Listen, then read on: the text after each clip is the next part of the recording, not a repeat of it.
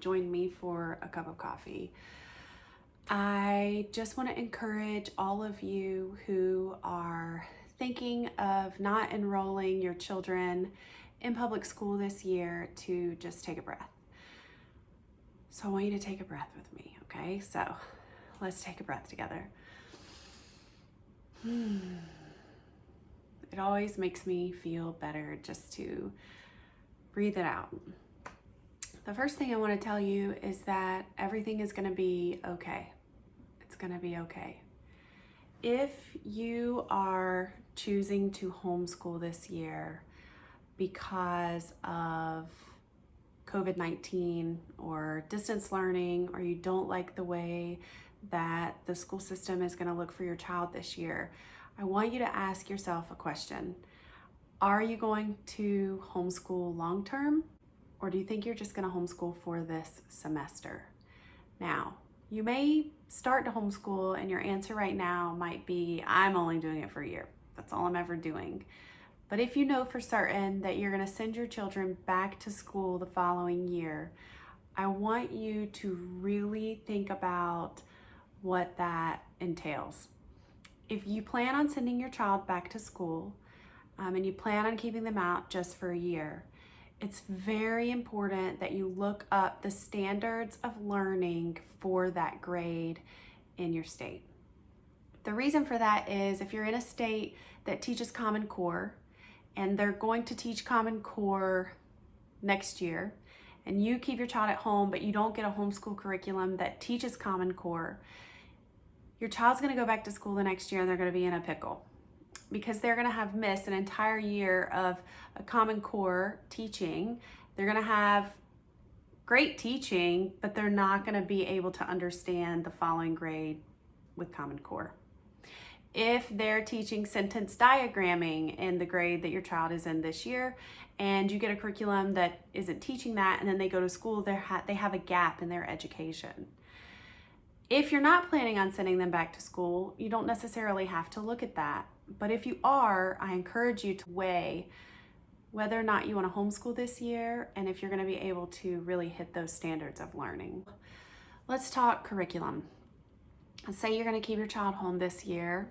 You already know the standards of learning, and maybe you want to homeschool. You're thinking maybe you'll homeschool longer term, so the standards of learning don't really matter. Let's say you're going to keep your child home and you know you're going to school from this point forward. The standards of learning don't really hold that much weight for you. You will cover those within the length of time that you're going to homeschool. Curriculum can be a doozy if you let it be a doozy. Doesn't have to be. Sure, there are so many different options out there because there's just so many different ways of learning. There's so many different math curriculums. Some are hands-on and some are not. Some are mastery, some are spiral.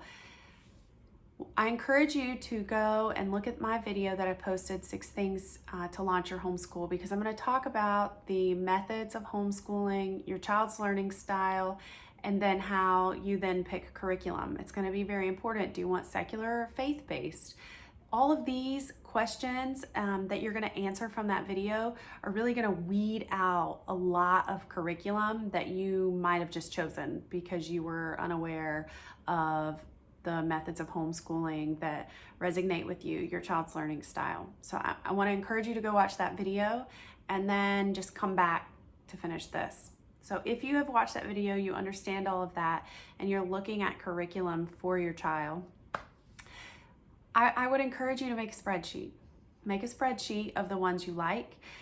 You can look at samples online. There are so many moms that have done curriculum reviews that you can see on YouTube.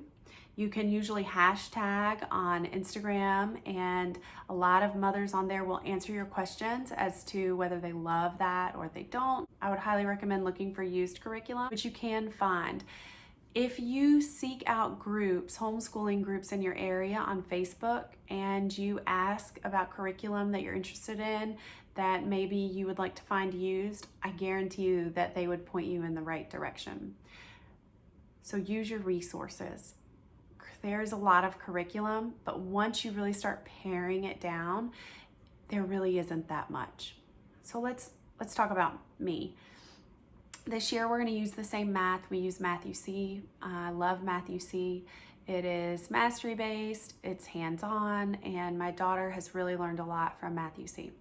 We also use All About Reading. I love their program. There are games if you want to include the games. If you don't, you don't have to.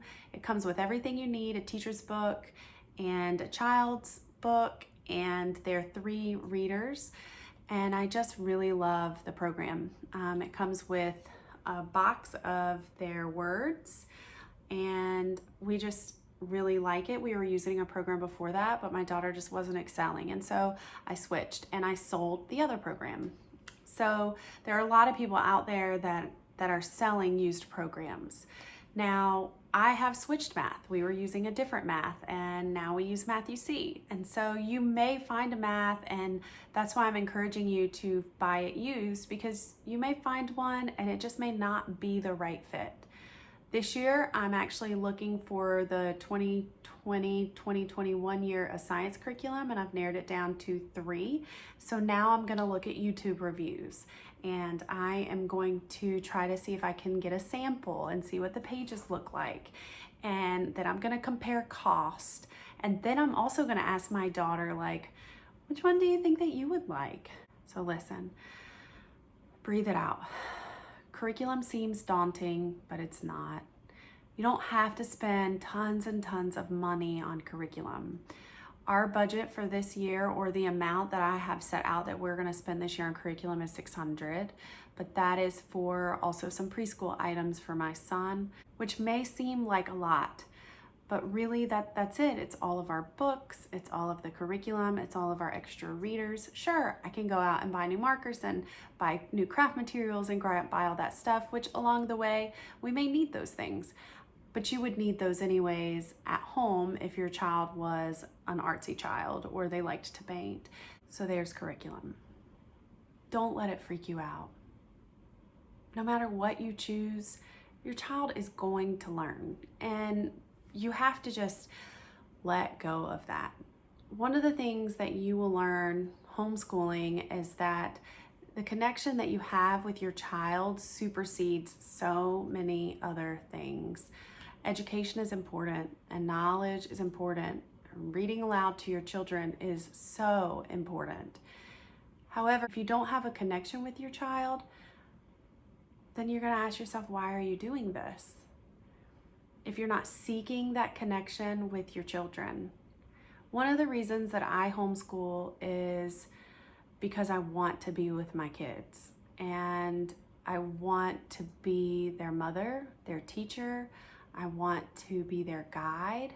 I don't want to change who they are. I want them to be who they are, and I want to accept them as little people. I don't want to control them, and I don't want them to change. Now, certainly there are some behaviors that I would like to see curved, and we work on that. We work on that in our character development study, and we work on that when we do our Bible study, and we work on treating people kindly. And when we learn about history and we talk about how people are different, and we talk about how we're all the same inside. And so I just don't want to change their sweet personalities. So when I approach schooling, I want to always look at my children not as someone that has to do everything I tell them to do, and they have to read this way, and they have to do things this way. It's more or less, hey, I'm here to teach you. This is your education. It's up to you to learn. It's up to you to take what I'm telling you and to expand on it. I can't make them want to learn. I can provide a quiet space. I can provide everything they need in a loving atmosphere. I can supply cookies at math because math is hard. And I can make sure their bellies are full, and that we stop for lunch. And that if I'm getting super frustrated, we stop. And if they're getting frustrated, we take a break. I can do these things because we're at home, and because we're human, and because learning sometimes is hard. I don't want learning to be forced, and I don't think you want that either. So Teaching can be tough. It tests us, but it's that testing that changes us, and it's those changes that we make that make us better parents. You know, sometimes my daughter says, you know, Mom, you don't like to be interrupted, and you just interrupted me, and it really hurt my feelings. And I'm like, wow, okay, you're right. I don't like being interrupted, and I'm really sorry I did that to you. I could have easily said, don't talk back to me. I'm talking. But that's not me being who I want to be. So sometimes it means humbling yourself and saying, you know what? There's lessons for me to learn here too. And it's okay to learn them from your children. We're all in this together. We're a team. I'm teaching you, and I'm providing love, and I'm providing education, but it's their job to run with it. You can't make them want to read. You can't make them want to do math, but you can make it pleasurable. You can make it fun. You can make it in an environment that isn't super rigid if they're a child that just doesn't thrive in a rigid environment. Here's the thing with homeschooling. I hear a lot about, when do I get time? Like, when do I make time for myself? And well, here's the thing. We all have the same amount of hours in a day.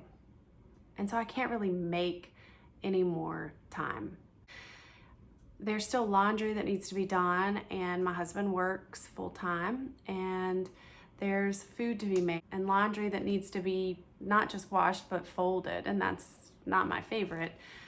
There's also bathrooms to be cleaned and groceries to be ordered and then put away and toys to be picked up. There's all of the things that we all do. There's still all those same hats, along with planning the week and dealing with, disciplinary things and getting down and talking to them and being patient instead of freaking out, and getting out and having experiences and taking hikes and still answering emails and talking to my friends and my mom. And there's still all of these things that I still need to do.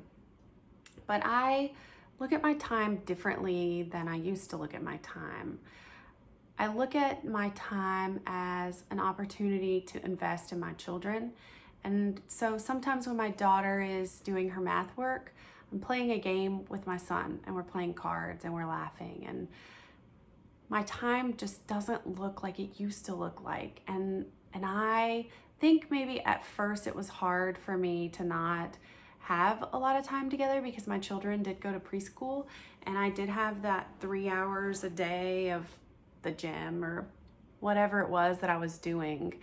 I don't have that time anymore, and especially don't have that time since gyms are closed and there is no kids club, right? But I make time with the time that I have. Here's the thing. I get up at 6, about an hour and a half before my children, and I always do my quiet time in the morning, make coffee. Sometimes I work out, go for a walk, answer emails, so that when my kids get up, they're not waking me up. When my kids get up, I'm ready for them. I have had time alone. I feel refreshed. I've usually had some coffee that I'm not having to reheat. And I'm lucky because my kids sleep till 7:30. Now, they do have the okay awake clock in their room, and they know that they cannot come out until it's 7:30. So if they wake up before 7:30, they stay in their rooms and they can play, they can lay in their bed, whatever it may be. They can even go in each other's rooms, but they know they cannot come downstairs until 7:30. And that works for us. And then we don't always start our school day then, It's getting super hot, so a little bit cooler in the morning. So we usually are out and about in the mornings, and then we do school in the afternoons. I school year round just because we take off a lot during the year. We go on vacations. Somebody's sick, we take off. I take off for the holidays. I usually take off the whole month of December.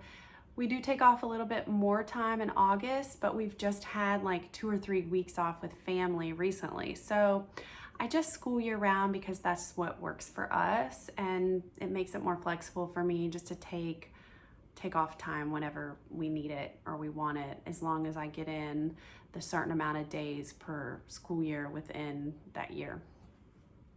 So I make time in the morning for me, and then right around 2 o'clock, my children are required to have quiet time, required by me. They usually go to their room and they listen to books. They listen to books on Alexa, or they listen to books. They each have a boombox in their room. I'm old school, so they each have a boombox in their room, and I have lots of books on CD. So they will listen to a book, they will color, play with Legos, but they're up there for an hour. And during that time, I'm prepping dinner, answering emails, doing a YouTube video, having just quiet time, finishing laundry, whatever it is that needs to get done, that's when I'm doing it. So that's already 2.5 hours that I'm getting by myself. And usually by the time they're done with quiet time, they play quietly together, or they run around, or they're outside, but they're usually together. And I usually am getting stuff done then too. So I do get time alone. It looks different, but you have to be okay with it looking different. You know, my husband doesn't always help with that because right now we're renovating our RV. So really any downtime that we have that he's not at work, he's renovating the RV. And so it doesn't always look like this perfect, he gets home and he has the kids. I have Monday nights, we have game night, and Wednesday nights is read aloud, and Friday nights is movie night. So it's not even that at night, you know, I have alone time. It's just not how it works, but I'm okay with it because I like being with my kids. Now, I'm not saying that there aren't days that I'm like, I gotta get away for a day, babe. I gotta get away or I'm gonna lose my mind. And that does happen. And when that happens, he's very kind and compassionate, and I get away for the day. There's not really anywhere to get away to right now, but you know, I'll go down to the river, or I will take a walk, or I will just shut myself in my room with my favorite books and, you know, maybe watch a movie on my computer, just whatever I need to do to get away. And I think if you don't have a spouse that would allow you to have that time, or you don't have a spouse, then you could seek out somebody else that would maybe watch your children while you can have a little bit of time alone. If you don't have that time and you really need just some soul care, it's okay to put them in front of the television. There are tons of really great television shows and documentaries and movies that they can watch, and it's okay. It's okay to do that. Now, one thing that we also do is we have an online program that I pay for that we really love, and it's called Reading Eggs. And there's a reading program and a math program built in, and your child does a placement test, and they are put in wherever they placed. And my children love Reading Eggs, and it's like online games for them, but they are educational. So they're, you know, my son is in a little car and he's chasing the ABCs, right? And he's trying to get them in order. And I do that too. So like, you know, if my daughter has piano, then my son's doing Reading Eggs, and then I get a little time alone. If they love something, follow it. Don't say, oh, they love this, but it's in chapter 10 and we're not going to get to chapter 10 till December, so we're gonna stick with whales. Just skip the chapter. Skip it. Go to what they love. That's what kids want. They want to study what they love. Now, there's gonna be times that they don't study what they love, you know, that they have to learn fractions, and maybe they don't love fractions. I still don't love fractions, but there's always a purpose in it. And I think if you just encourage them and tell them, you know, you're great at this. I know you can do this. It's not easy, but you can do it. And here's why.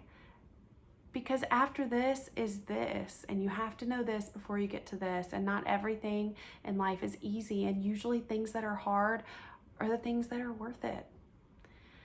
So listen, you can do this, whatever it is that you choose. Online learning, going to school, homeschooling, there isn't a wrong choice. There just isn't a wrong choice. The most important thing I think that you can have right now with your child is to make sure that you have a connection with them, to make sure that you see them as a person and not someone to be controlled, and that you instill a love of learning. And you can do that by providing cookies when math is hard and following their passions and just encouraging them and standing by them and speaking life to them. My grandmother always said that whatever you speak comes true. So if you are to speak bad things to someone and say that someone is this or that, then they become that. Maybe not in real life, but in their head, and sometimes in your own. And if you speak life to people, then they become that. And so I always try to speak life. I mess up, and then I say I'm sorry.